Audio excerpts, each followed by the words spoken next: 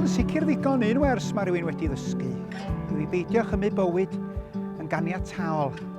Oherwydd, mis Mawrth 2020 ddaru bywydau pawb dros y byd newid mewn amrantiad, deud y gwir. A mae wedi bod yn gyfnod anodd i bawb a chyfnod torcalonus i nifer o bobl. Ond mae llawer wedi dwyn cysur wrth droi at ei ffydd. Llawer wedi dwyn cysur wrth ddilyn gwasanaethau ar y cyfryngau modern megis Zoom a hefyd dros y ffôn a hefyd wrth ddilyn anerchiadau ar y gweplyfr. Mae hyn wedi cael ei gwerthfawrogi a dwi'n falch o hynny.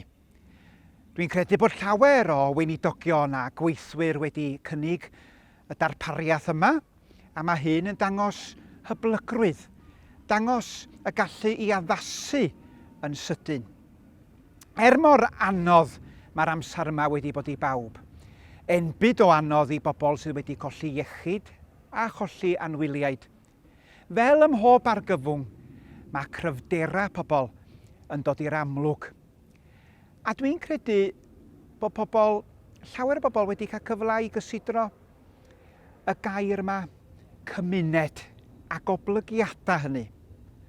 Hwyrach cyn y pandemig, roedd cymdogion hwyrach yn pasio ei gilydd.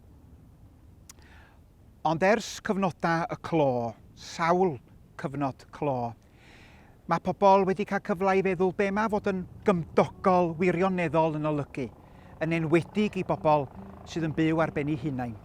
A diolch am hynny.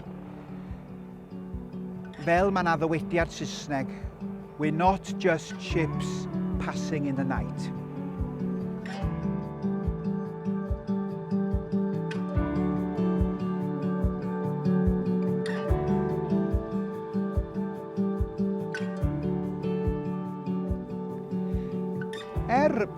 Bod y sefyllfa erbyn hyn yn gwella, dwi'n gobeithio.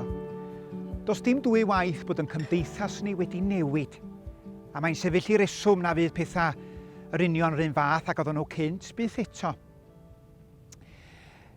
Bod pobl yn medru cyfarfod rwan efo'r cyfyngiadau yn ei lle, mae yna le, dwi'n argoeddiedig i chi, mae yna le i'r cyfryngau sydd wedi bod gymaint o fendith i ni drwy gyfnodau y clo, mae yna le iddyn nhw o hyd.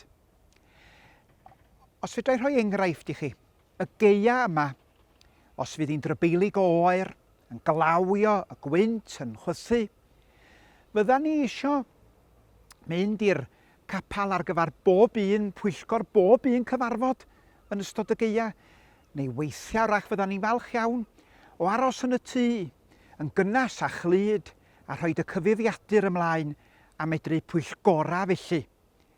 Mae'r cyfryngau newydd yn mynd i fod yn fendith yn hynny o beth, dwi'n siŵr.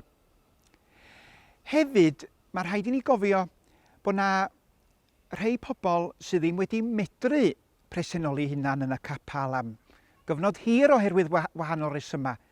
Maen nhw wedi medru ail ymuno yn y gwasanaethau drwy y cyfryngau newydd megis Zoom ac yn y blaen. Felly, mi fasai'n anoes i ni droi yn cefna ar y cyfryngau yma yn gyfan gwbl. Dwi'n argoeddiedig o hynny. Wrth gwrs, feda'r gweinidogion yn fwy na neb arall. Fedra ni ddim fod mewn fwy nag un lle ar unwaith. Mae hynny'n amhosibl. Felly, mae'n bwysig bod ni yn hyblyg wrth wynebu y dyfodol. Mae'n bwysig bod ni'n ceisio addasu wrth fyned ymlaen a pheidio colli gafal ar y cyfryngau sydd wedi bod gymaint o ddefnydd i ni yn ystod cyfnodau y clo. Un peth arall, mae yna hen ddywediad yn does, dos unman yn debyg i gartra.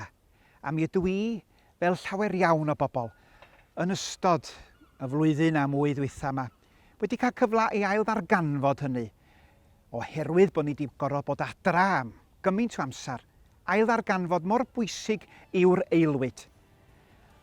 Ond nid just y brics a mortar, ond mor bwysig, mor werthfawr i'w cael amser efo'r teulu, mwy o amser efo'r teulu. A A dwi'n gobeithio na i ddim colli gafal ar hynny wrth wynebu'r dyfodol. Diolch.